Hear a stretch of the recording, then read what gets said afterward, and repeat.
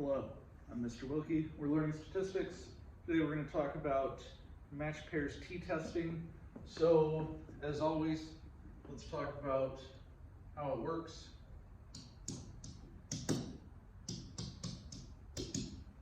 We're going to need hypotheses, right? So, H naught is always going to be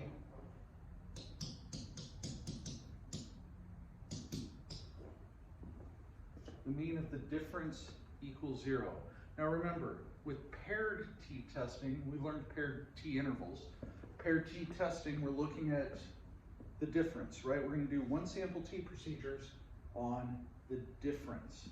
Okay, so HA would be mean of the difference is one of those, right? Remember, the default is always not equal to unless it says specifically we're trying to see if something's greater or less than the other, all right?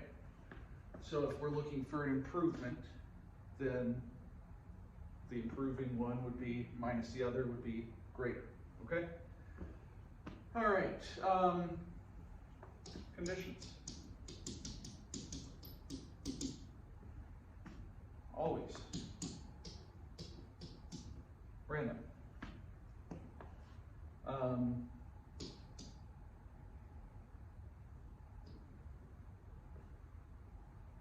The sample size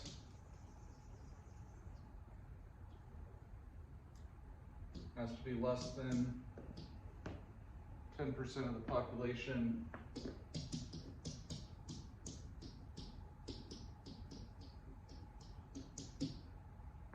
if no replacement, right? These are all standard things.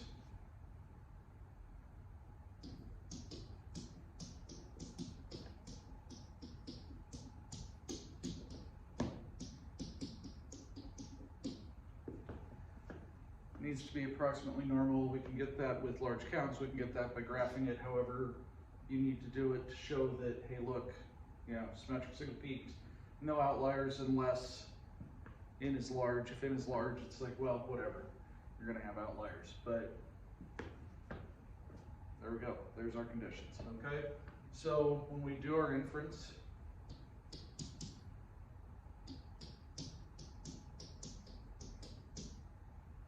x bar of the difference, remember, it's always standardized test statistic is t, statistic minus parameter over standard deviation of statistic.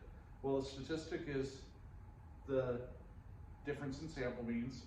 The parameter would be the difference in population means. Well, if we're testing to see if they're the same, the difference would be 0, so we don't even have to worry about that. Over the standard deviation of the statistic, we don't know sigma, so we estimate with S.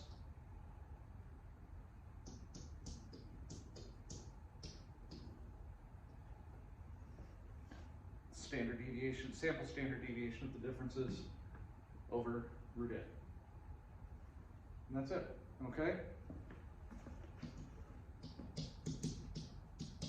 Degrees of freedom equals n minus 1. We use t.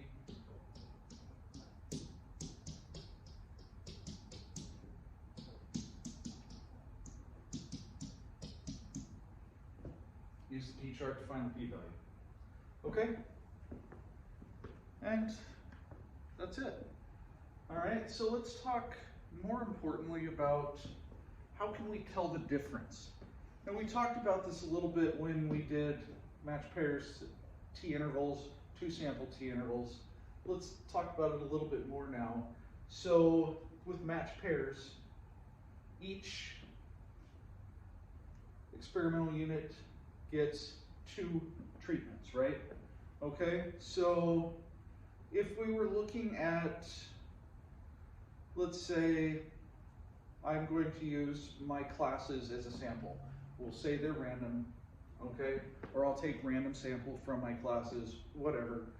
If I want to see which time of day students do better, first period or 7th period, I'm going to test my first period class versus my 7th period class on a test. That's 2 sample, right? Now, if I want to see, is there improvement if we work in groups or do things individually. I could say, well, for the first semester, everybody works in groups. For second semester, everybody works individually. See who's better, or, except you'd have to randomize it, right? That would be matched pairs. Now, if I wanted to do it as, you know, I'm going to pick some people at random to work in groups, some random to work individually. That's a 2 sample. So you just have to look and see, how does it work, okay? If I'm testing an SAT prep course to see if it works better, right? We said pre-test, post-test, that's going to be matched pairs, right? If everybody gets the pre-test, everybody gets the post-test, we randomize which test you get for pre and post-test, that's matched pairs. If I said, I want to see if my SAT prep class or another teacher's is better, we randomize who gets who, and we test everybody once. That would be a 2 sample T. Okay, do we see the difference?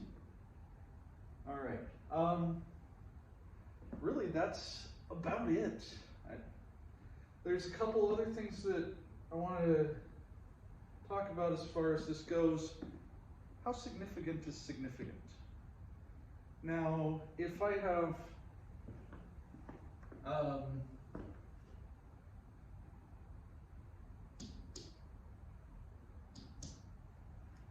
let's say I have T equals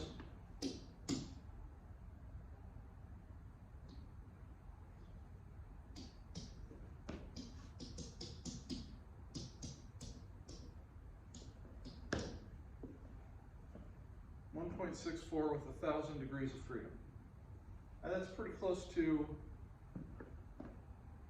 well, that's pretty close to Z star, right? So a 95% or a p-value of 0.05 on a Z star, which is unlimited degrees of freedom,